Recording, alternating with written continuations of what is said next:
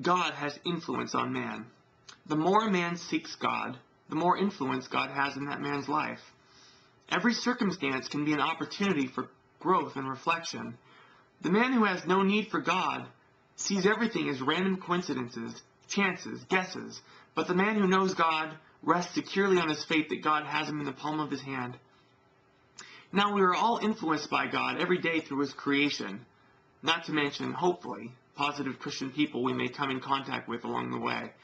A person can choose whether to see that influence, the natural world, as deriving from God, or he can see the influence as a self-existent identity, putting nature before God, or making nature God. To say that God desires all to be saved is not to say that God will only succeed unless all whom God loves end up in heaven with him. It means that God has put his best foot forward when it comes to saving mankind. Mankind can choose to accept or reject God's offer. Certainly God can say to man, I desire to save you, and yet have the man toss it back in God's face, saying, I could care less about you saving me. Does this mean that God's desire or will has been thwarted? For that individual, it appears so, unless we resort to the idea that God desires for the individual not to be saved. However, God's desire for man's salvation is still the same, even though the people he is attempting to save may not be receptive to his love. Consider the farmer who brings in corn from his field to sell at the market. The farmer desires that all of his corn should be ripe and perfect for consumption. However, he also realizes that some of the corn will be bad. So when the farmer goes through the corn ready for market, he makes decisions about which ears of corn are eligible for consumption and which ones aren't. In no way is his desire to have perfect corn thwarted or affected in any way by the corn he is harvesting. If an individual cob being thrown away could speak, it might say, Why are you throwing me out? Do you not wish for all of your corn to be sold at market? Haven't my defects undermined your perfect will for all of your corn to be deliciously edible? To which the farmer could respond, Because of the way you grew, you made yourself unedible for public consumption. It is still my perfect will for you to be deliciously edible. But because you are rotten at the core, I have no choice but to separate you from the other edible corn and feed you to the pigs. So the one thing we have learned from our studies so far is that God's desire or will can be thwarted, but this frustration has absolutely no effect upon God's desire whatsoever, as it pertains to an object of the desire, and not the desire itself. Likewise, God's will can be thwarted, but this can only affect the object of God's will, and not God's will itself. The will, or desire, is not dependent upon the object affected by such will. So how do we apply this? God's will of universal salvation can be thwarted by individuals who choose damnation over salvation, rejection of God over relationship with God. But this thwarting of God's will only affects the damned individual, but has no bearing on God's continued desire for the totality of humanity to be saved and enter a loving relationship with him. In other words, God lost one, but kept right on going. And God knew who would be lost from before the beginning of time, because he wrote about it in his book of life, where he chose his family before they were even created. But that is a different subject for a different chapter. God bless. Holy dang!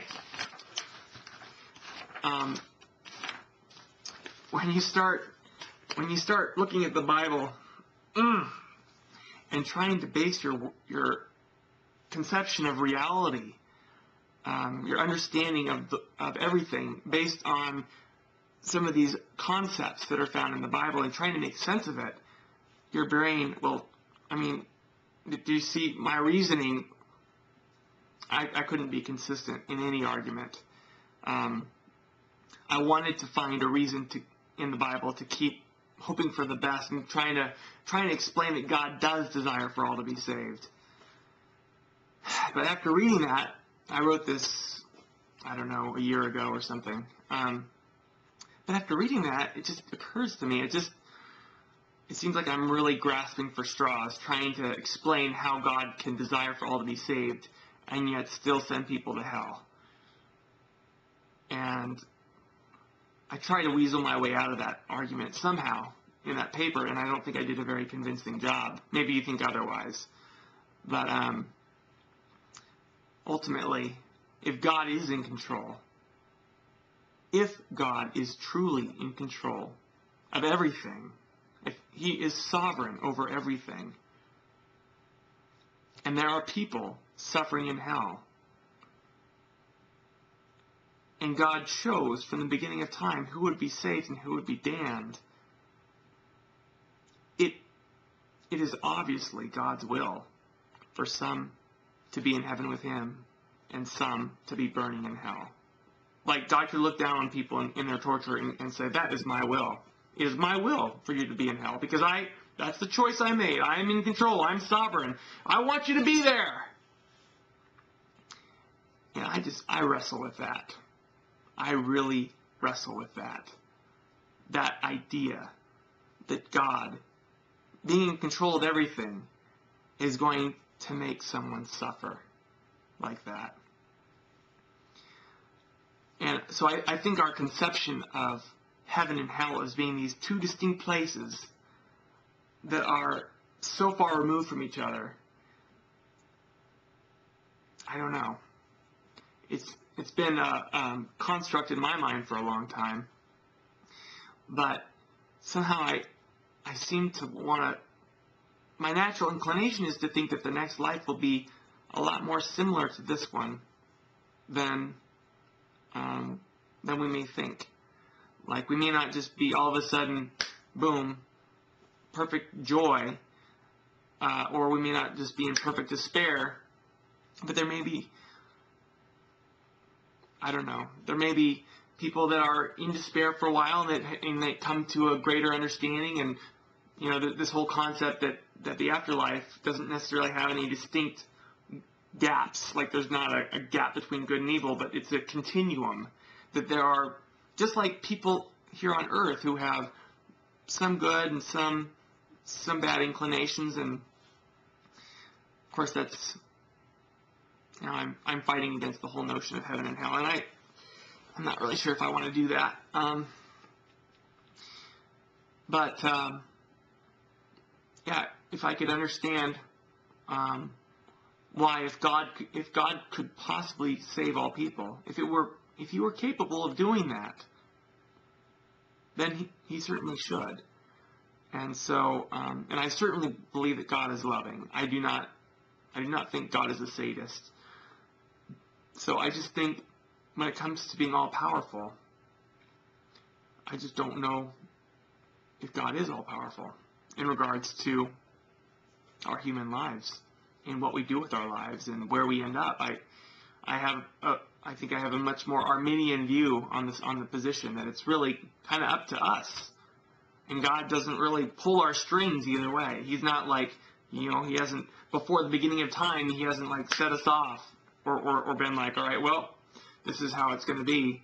You're going to be saved. You're going to be damned. You're going to be saved. You're going to be damned. I just have a hard time believing that God would do that and would, you know, put us into that box and not give us any freedom to make up our own minds about it. And in spite of anyone saying that we have free will, if God chooses who will be saved and who will be damned from the beginning of time, then we don't have free will.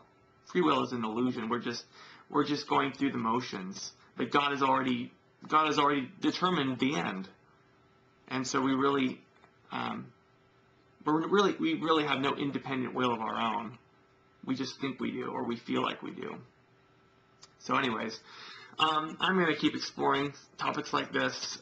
So if you have any feedback or if anything that I said got your interest or made you think about something, feel free to write a response, either a written response or if you want to post a video, that'd be cool.